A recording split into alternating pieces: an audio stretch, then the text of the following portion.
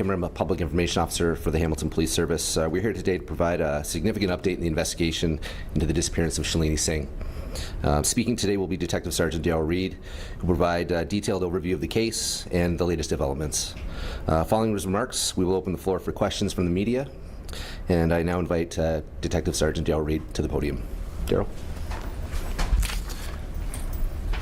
Thank you, Adam.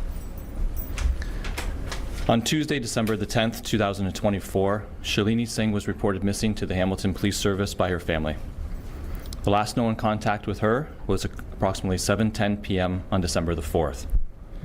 As the investigation unfolded, evidence suggested that Shalini Singh was the victim of foul play and may have been removed from her building by way of the garbage disposal system.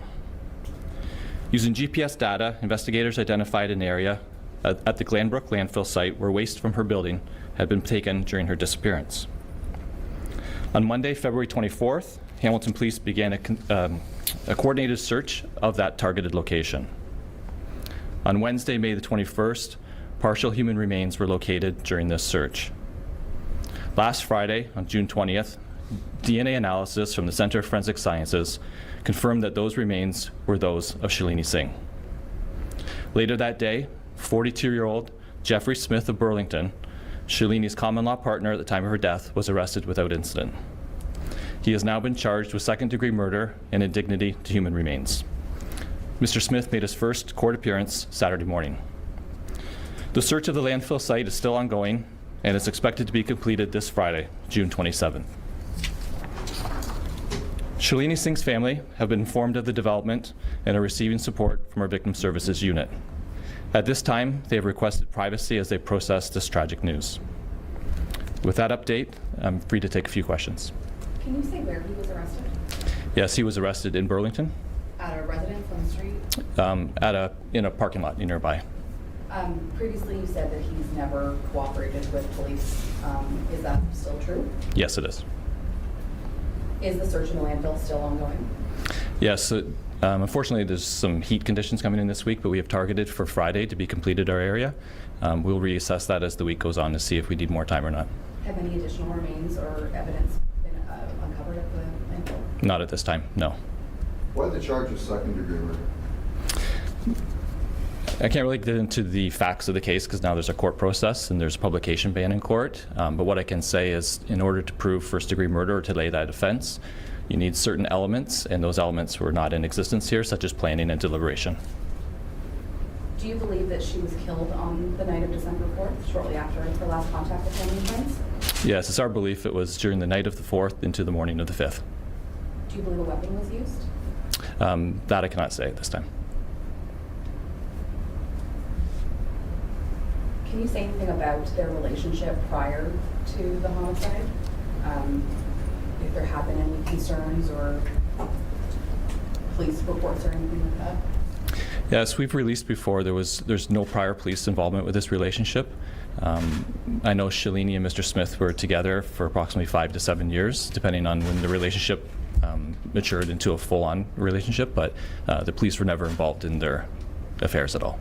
Do you believe that mental health concerns on his part played a role in what happened?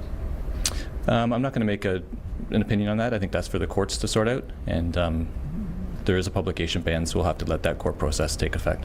I know you said previously that you searched the apartment where you believe she was killed, and you searched 2 vehicles that were associated with Mr. Smith and Shalini. Is there any additional areas that have been, and the landfill obviously, are there any additional scenes or areas that you've looked at? Not that we've looked at, and not that we've identified as a place to go to next.